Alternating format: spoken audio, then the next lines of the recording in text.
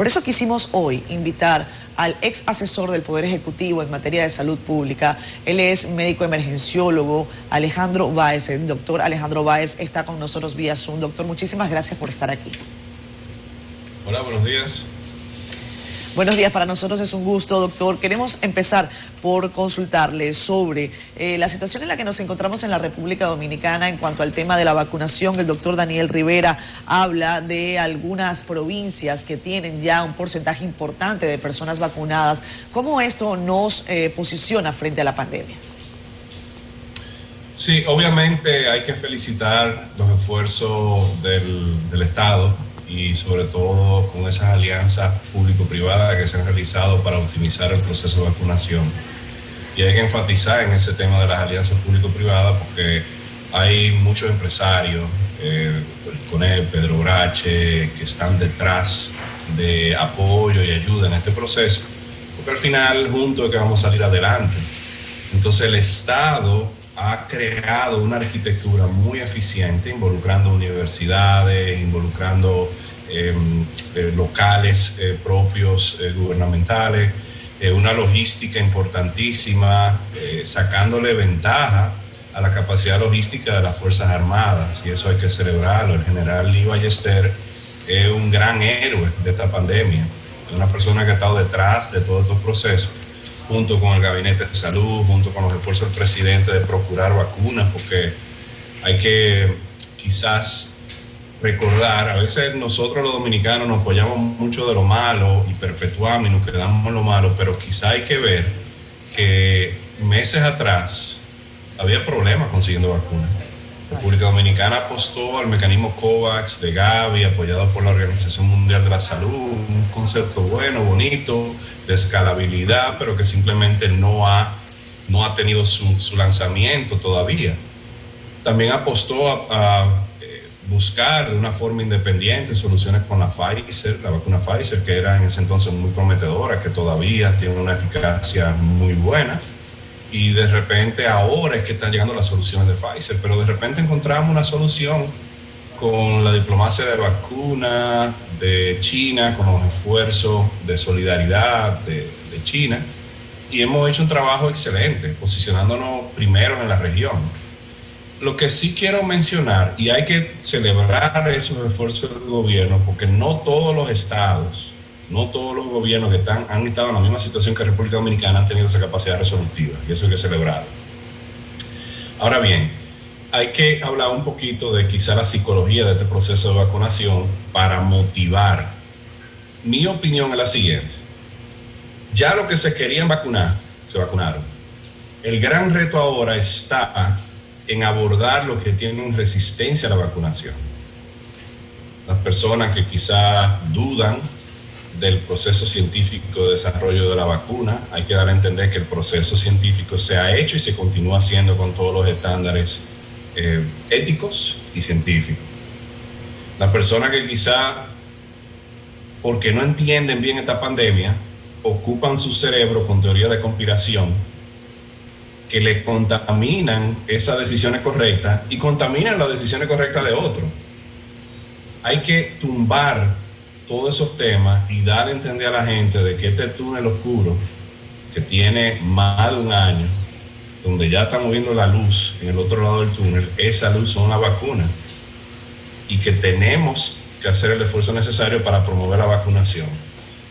Si me permite, quizá en un momento en esta conversación puedo hablar un poquito de los retos de inmunidad colectiva asociados a las diferentes plataformas que tenemos. Por favor, sí. Sí, mira, el tema de inmunidad colectiva, a mí no me gusta el tema de rebaño, porque rebaño suena como que somos una oveja, una otra. Sí, como que pasivamente estamos caminando y que de repente vamos al matadero. Al matadero. Sí, es como que no me gusta. Y como que nos arrean para allá. Vamos a hablar de colectivo, vamos a hablar de socialmente colectivo, decisiones que tenemos que hacer como un colectivo social para un bien mayor de nuestra sociedad. Esa inmunidad se habla de un 70%, pero hay que aclarar lo siguiente: no es un 70% de personas vacunadas, es un 70% de personas inmunes. Exacto. Entonces ahí hay que entender el reto. El reto es Las diferentes vacunas tienen diferentes rangos de efectividad. Estamos hablando que quizá un booster de una tercera dosis con un mix and match de otra plataforma, de otra metodología de vacuna. Estamos hablando de que 70% inmune también incluye la población dominicana, tiene un 30% de jóvenes. Jóvenes que todavía muchos no han entrado en la sintonía de lo que tienen que hacer con esto y todavía creen que son inmunes a esto, aunque la evidencia en sala de intensivo, mortalidad, nos está demostrando que los jóvenes también se enferman. Entonces hay que hacer un llamado colectivo, quizás anclándolo un poquito con ciencia, con conciencia y ciencia.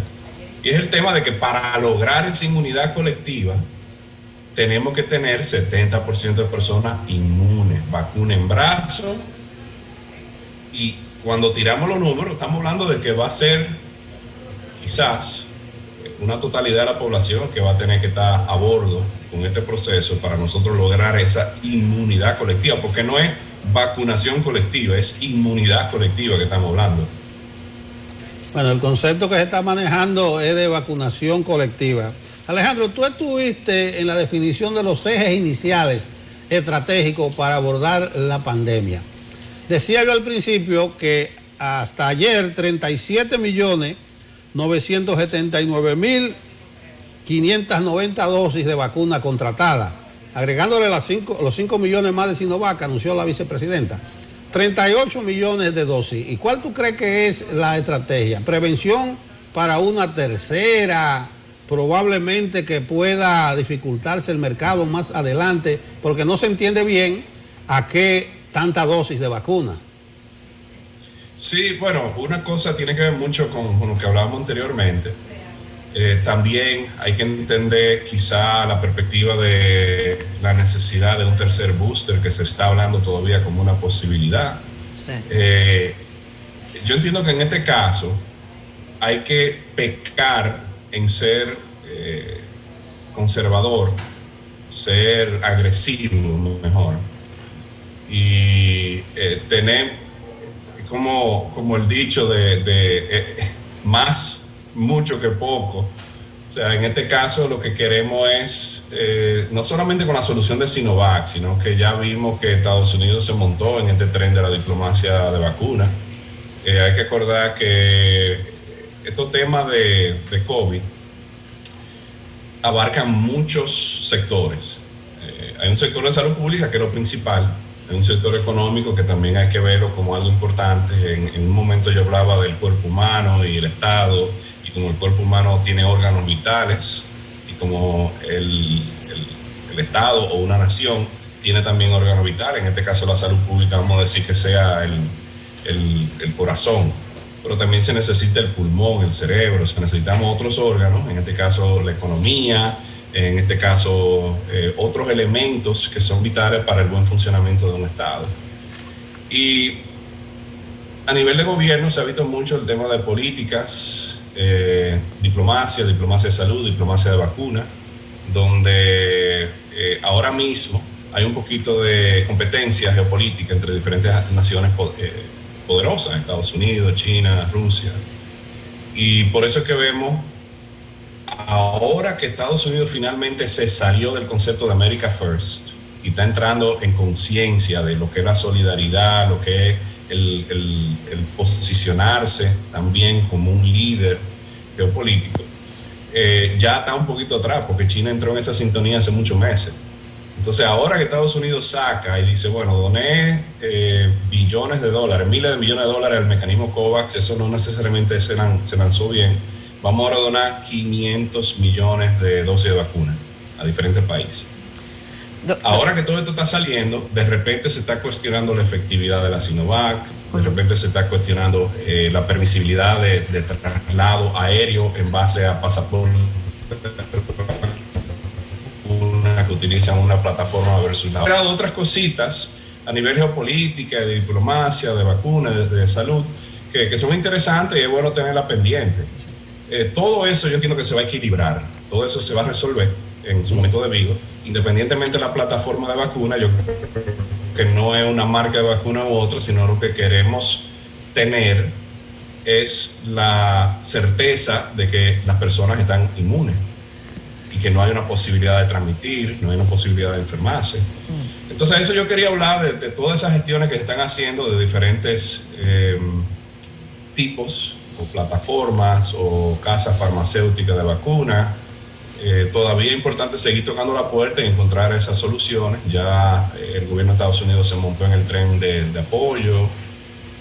Y al final nosotros lo que tenemos que hacer es trabajar las soluciones que sean más lógicas y más necesarias para nosotros. Doctor Báez. Y yo creo que eso es lo que se está haciendo. Ayer veíamos en un titular en el periódico New York Times, un titular que particularmente llamó la atención de muchos, especialmente acá en República Dominicana y en otros países en donde, como usted bien ha señalado, se ha optado porque ver del presente hacia atrás ahora es fácil hacerlo todo, pero cuando no había vacunas no quedaba de otra sino buscar las vacunas que estuviesen en el mercado, y esas fueron las Sinovac. El titular del New York Times específicamente hablaba sobre los países que han confiado en estas vacunas del gigante asiático, no solamente Sinovac, que es la vacuna Coronavac, sino también la proveniente de China, que se llama Sinopharm.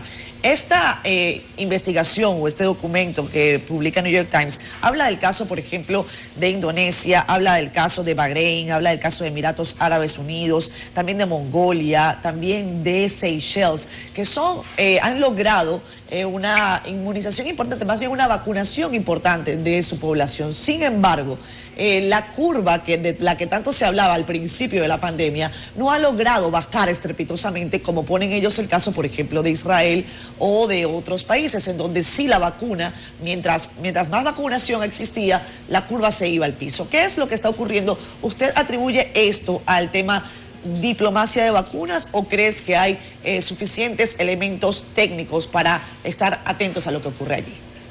Sí, Catherine, mira, gracias por esa pregunta. Yo quizá también tengo que mencionar que yo desde hace unos meses, el presidente Abinader y el canciller Roberto Álvarez me pidieron que ayudara en tema de diplomacia de salud, y hace unos meses que estoy trabajando en diplomacia de salud desde Cancillería.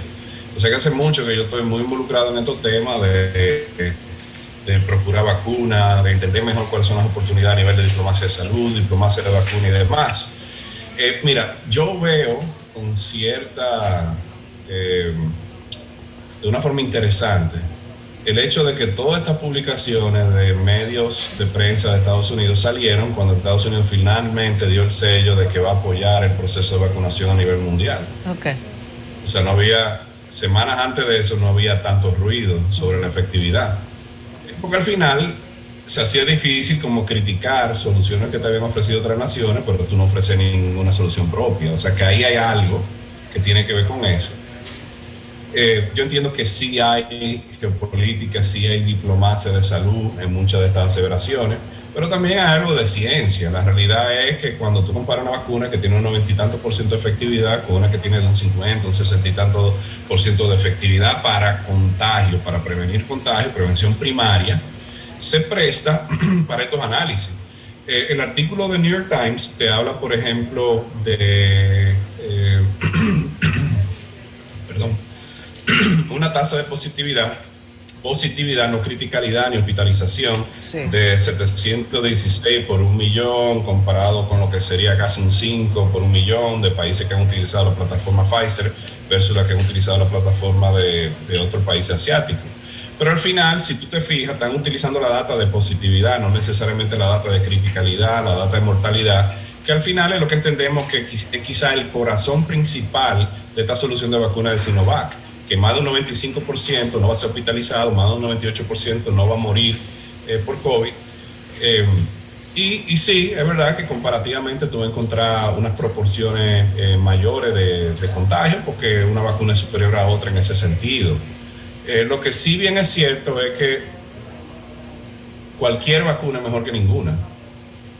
Un 60% de protección, sabemos que el estudio de Brasil te hablaba de un 50 y tanto %, sin embargo el de Indonesia te montaba un 64% de prevención primaria. Eso es mucho mejor que cero. Claro. O sea, al final tenemos que hacer la matemática y tenemos que quitarnos quizá la bata de médico que ve un paciente a la vez y ponernos el sombrero de salud pública, que lo que vela es por un macro, por un bien mayor, por un bien común, y entender de que esto se trata de salud para las masas, como un enfoque de que se trata de un bien mayor. Ahí, por ejemplo, entramos también en el tema de complicaciones. Mucha gente tiene miedo a la miocarditis que te resulta de la plataforma mRNA de Moderna y Pfizer. Ese es otro tema que está sonando.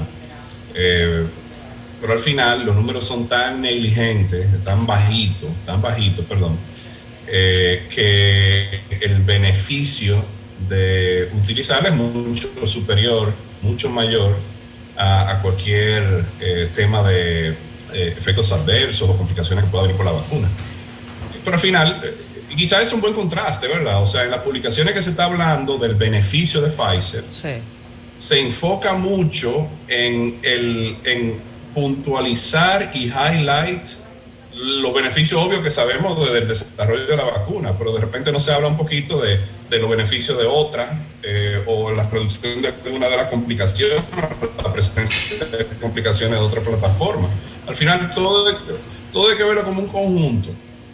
Y República Dominicana ha hecho muy buen trabajo tocando puertas para encontrar soluciones. Las soluciones operacionales que se han hecho para la campaña de vacunación ha sido muy exitosa. Alianza público-privada a todo nivel nacional, dirigida a lo que son mapas de calor, donde hay una presencia mayor de positividad, complicaciones, como Santo Domingo y otras, el Gran Santo Domingo y otras ciudades. Y eso hay que celebrarlo. Esas noticias, de nuevo, tienen cierta veracidad, tienen también colores políticos obvios cuando uno ve el timing. Y nosotros tenemos que enfocarnos en nuestra realidad, en lo que hay, no en lo que pudiera haber ni lo que fue.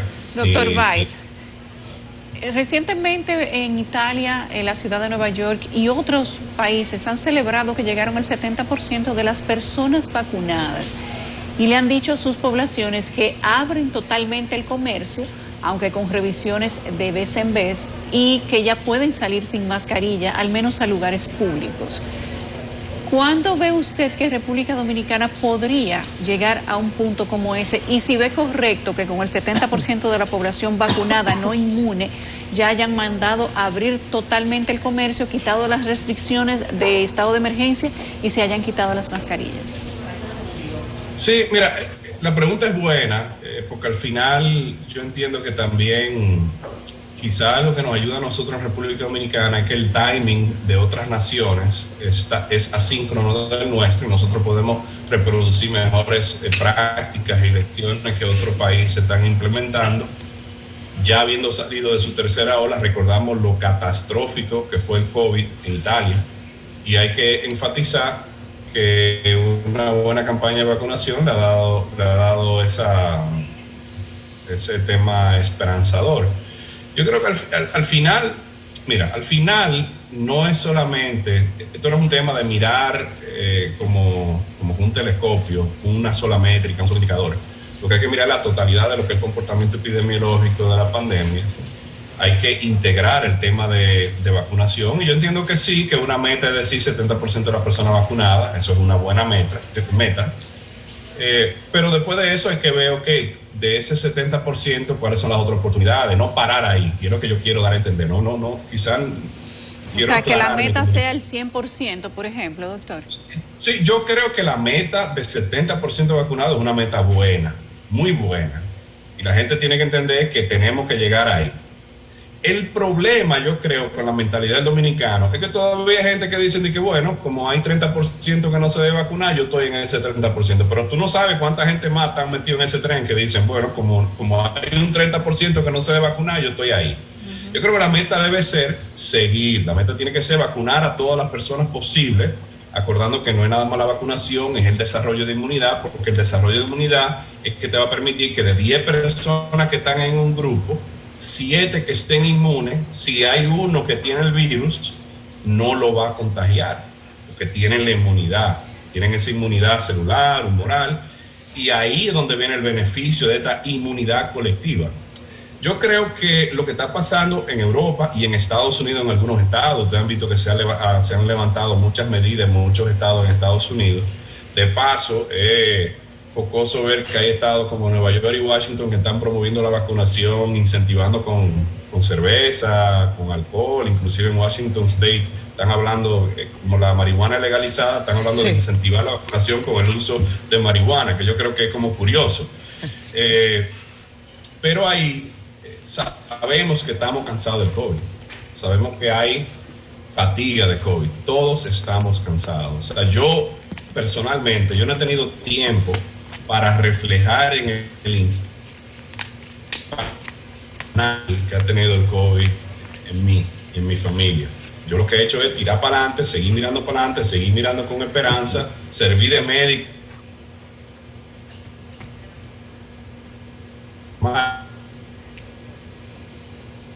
Pasos de decir, ya tenemos la esperanza porque ganamos tanto por ciento de la población a levantar estas medidas para que la gente sienta en ese aire esperanzador. Sí, Alejandro, decía Catherine, antes de entrar contigo, que tenemos 460 días en estado de emergencia y el toque de queda flexible, más estricto, eso da más de 15 meses. En tu opinión, la permanencia por lo menos del toque de queda con la característica de República Dominicana, ¿tú crees que todavía es tiempo o se deben explorar algunas fórmulas más flexibles?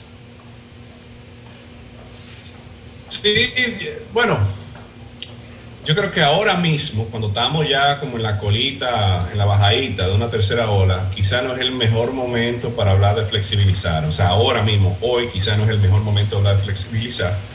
Pero en su momento, bueno, ustedes se acuerdan cuando trabajamos todo lo que eran las solicitudes de estado de emergencia, eso fue un poco controversial el año pasado, se politizó hasta cierto punto, hoy se está politizando pero en vía contraria, o sea, es como curioso la corta memoria política que nosotros tenemos en República Dominicana. Fuera de lo que es la politización, que yo siempre la he criticado, no soy una persona política y siempre la he criticado independientemente de los colores partidarios, el tema es el siguiente. Yo lo veo como 3 botones, así como cuando uno está de jockey, tú modulas por un lado y le das por otro. Tenemos la salud pública, que es el botón principal ahora. La salud pública tiene que estar al máximo.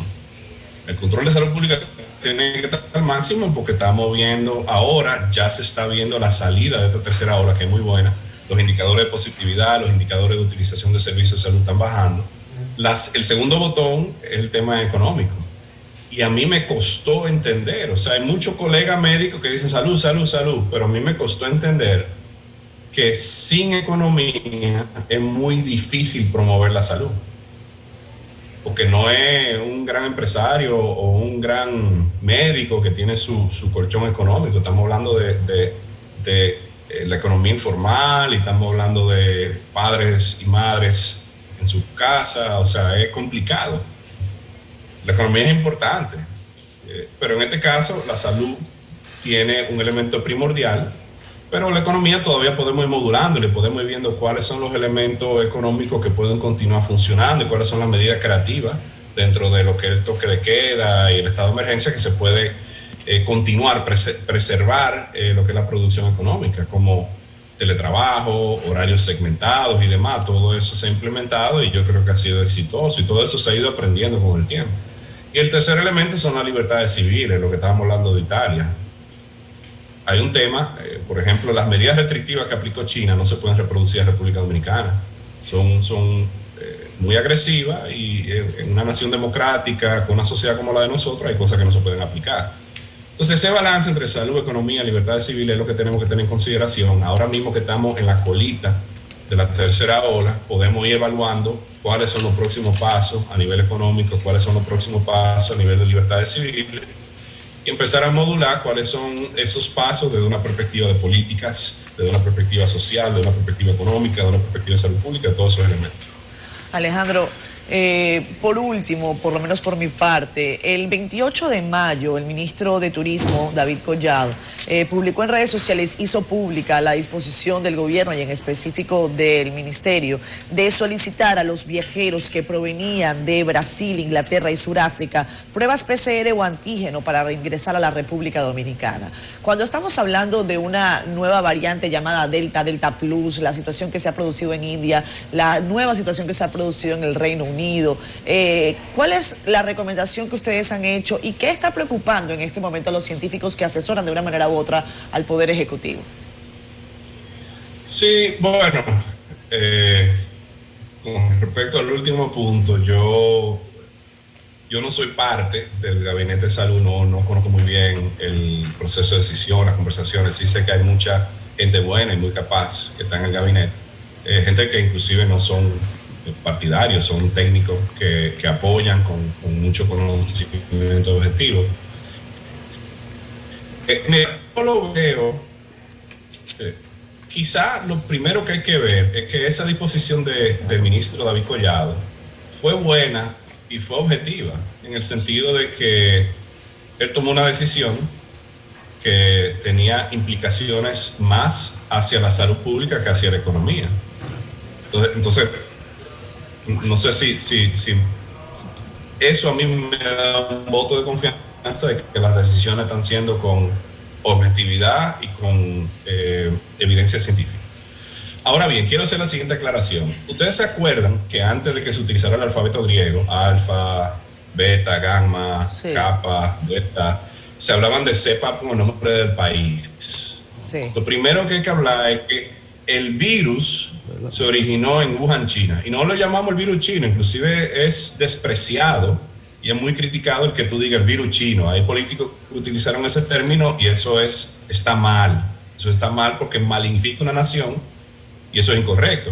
Sin embargo, las variantes empezamos a llamarlas por los países: Sudáfrica, Brasil, Reino Unido. Sí. Y de repente la OMS, después del tiempo, como que razonó y dijo: ven acá, pero no lo llamamos el virus chino porque está mal, porque estamos llamando a la variante con el país de nación. Y lo otro que hay que puntualizar, y ahí es donde voy, con una aldea global como la que vivimos nosotros, que todavía está intercomunicada por avión, sí, marítimo,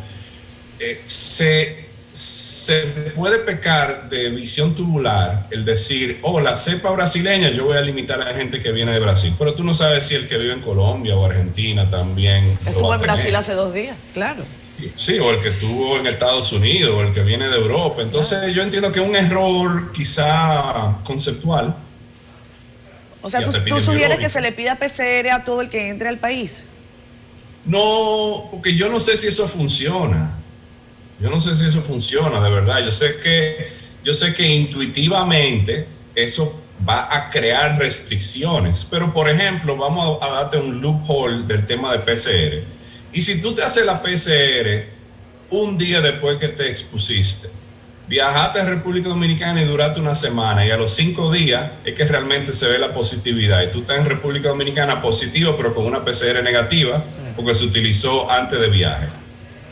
O sea, ahí tú vas a tener un falso negativo por el hecho de que tu ventana de prueba no se asoció a la real ventana epidemiológica donde tú vas a tener una positivización. Claro. Entonces yo no estoy seguro que las restricciones de viaje asociadas a PCR realmente funcionan. Yo entiendo que es un mecanismo que sí es estricto, pero no estoy seguro que funcione. Yo creo que lo que hay que seguir es aprendiendo de lecciones de otros países con la evidencia que hay, apretando cuando tenemos que apretar, teniendo consideraciones de que nuestro país ahora mismo en esta tercera ola, la salud pública número 1, pero tenemos que ir mirando con un ojo esperanzador cuáles son esos elementos que nos van a permitir, como un país que vive del turismo, o sea, hay que hablar de la importancia que tiene el turismo, salud pública primero, pero realmente tenemos que ir trabajando ese marco, ese framework, para seguir apoyando un turismo seguro, votos de confianza. Vamos a celebrar que la semana pasada se anunció el que nos bajaron de categoría de viaje el Departamento de Estado y la CDC, que respetaron y apreciaron todos los esfuerzos que se están haciendo en la República Dominicana y nos bajaron de un nivel 4 a una categoría 3. O sea, eso es un gran logro. Y es un gran logro, y déjeme decirle, yo que he estado del otro lado de estas negociaciones. Y no es casualmente no es fácil, después de que compramos la Pfizer, después de que llegaron las Pfizer, Alejandro, porque también hubo gente que dijo eso. Bueno, o sea, el timing, ¿qué te digo? Yo no puedo de una forma deshonesta, ignorar el timing político. Claro. Pero al final hay que celebrarlo. O sea, claro. ¿Qué te digo? Es una realidad de que ocurrió en el momento de que la Embajada de Estados Unidos nos dio esa donación o nos trajo ese cargo de Pfizer. Es una realidad que vamos a seguir obteniendo vacuna Pfizer, es una realidad. pero eso no me quita la habilidad de celebrarlo, claro, de que es un logro para República Dominicana, y tampoco me quita la habilidad de celebrar que República Dominicana ya tiene Pfizer en el país. Así es. O sea, vamos quitando las ideas de duda, preocupación y negativa, y vamos apoyando en lo positivo que está asociado a todo eso que está pasando.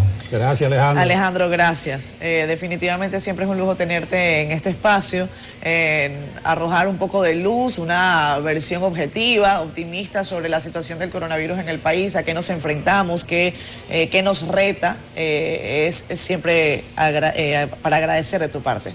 Que tengas feliz día, ¿eh? Gracias por la oportunidad. Gracias por tu tiempo, bye.